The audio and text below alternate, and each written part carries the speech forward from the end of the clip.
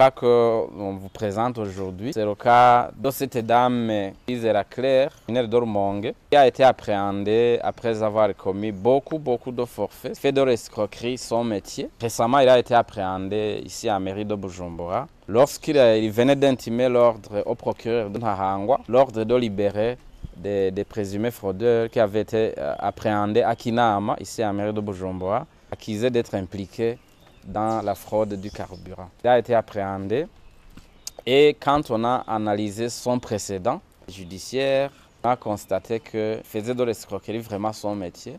Et récemment alors, il a été appréhendé au même parquet de Ntahangwa. Pour être appréhendé, il a appelé le procureur de Ntahangwa et a dit que son Excellence, le chef de l'État burundais, lui demandait de dire au procureur de relâcher immédiatement des fraudeurs présumés. Et le procureur a eu la ruse d'appeler cette femme à son bureau pour discuter justement de ce qu'elle venait de lui dire.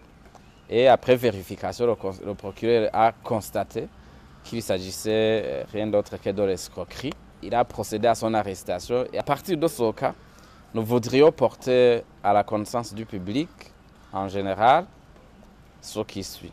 La criminalité acquisitive sous forme d'escroquerie est toujours monnaie courante ici au Burundi et facilitée surtout par les réseaux sociaux.